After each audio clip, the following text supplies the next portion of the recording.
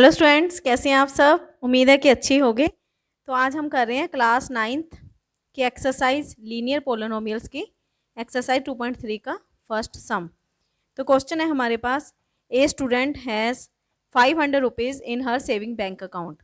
तो आपकी तरह ही एक स्टूडेंट है जिसके अकाउंट में, सेविंग बैंक अकाउंट में 500 रुपीज़ है। She gets 150 rupees every month as pocket money. तो उसको हर महीने जो है पॉकेट मनी 150 150 रुपीज़ मिलती है।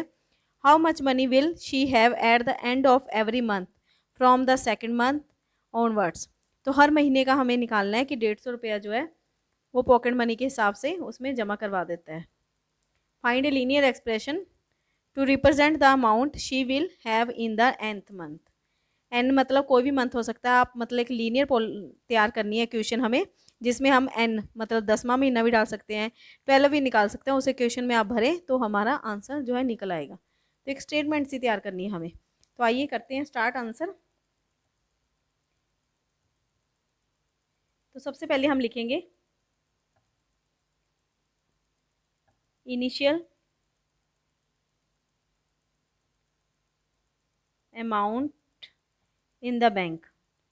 उसके बैंक में कितनी अमाउंट है?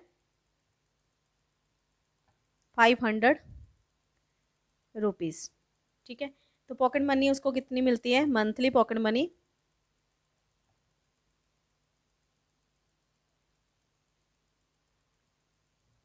Is equal to 150 rupees. ठीक है, 500 उसके पास है और 150 उसको पॉकेट मनी मिल जाती है। Now observe pattern. जो पैटर्न हमें बनाना है वो देखते हैं हम कैसे बनेगा। जैसे फर्स्ट मंथ उसके बैंक में अमाउंट है 500 रुपीज़। ठीक है, फिर उसको मिली जो पॉकेट मनी, सेकेंड मंथ में हम उसके पॉकेट मनी ऐड कर देंगे।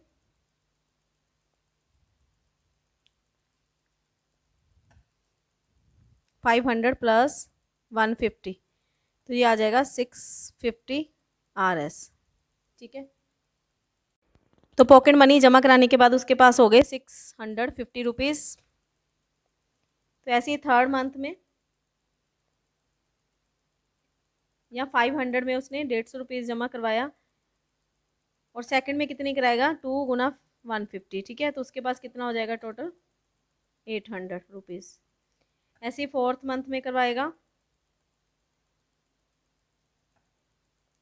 इसका हमने एक पैटर्न तैयार करना है। 3 गुना 150 इज इक्वल टू, ये आ जाएगा आपका 950। ठीक है, 150 रुपया 150 हर बारी ऐड हो रहा है उसका, क्योंकि हर बारी पॉकेट मनी मिल रही है उसको। तो अमाउंट इन एन मंथ,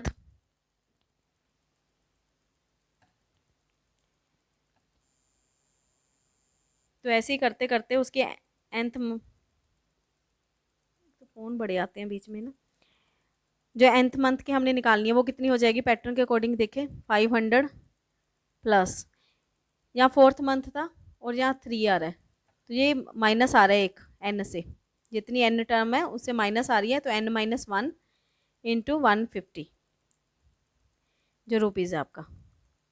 ठीक है, तो ये एक हमारे पास अमाउंट आ गई। तो एन यहाँ पे क्या है, चाहे आप लिख सकते हैं साइड पे, n is equal to, n क्या है? मंथ, कि कौन सा मंथ है आपका। जैसे फोर्थ मंथ था तो 3 से मल्टीप्लाई हुआ, थर्ड मंथ था 2 से मल्टीप्लाई हुआ, हमेशा एन से -1 हो रहा है। तो इसके अकॉर्डिंग हमारे पास एक स्टेटमेंट ये वाली आ गई। इसको चाहे आप लिख सकते हैं 500 प्लस n-1 150। ठीक है, ये अमाउंट होगी आपकी RS, या आंसर आ जाएगा। इसमें अगर आपको n मंथ निकालना है, जैसे हम n निकाल लें 10th निकाल सकते हैं। ये आपको मैं एक एग्जांपल बता रही हूँ। अगर आपको 10वें महीने का निकालना है 10th मंथ का, तो ये आ जाएगा आपके पास, इसमें आप 10 भरें, 10-1 150, तो आ जाएगा 500 प्लस 9 इंटू 150, ये हो जाएगा 1850 रुपीज़। बस ये आ जाएगा आपका आंसर। हमें सॉल्व यहीं तक करना है कि आपका जो पैटर्न है वो क्या है। ये आपकी एक पैटर्न बन गई है जो क्वेश्चन में इन्होंने पूछा है एन टर्म का, ठीक है। She will have in an term month का, ठीक है। साइड पे लिख दे एन इज मंथ।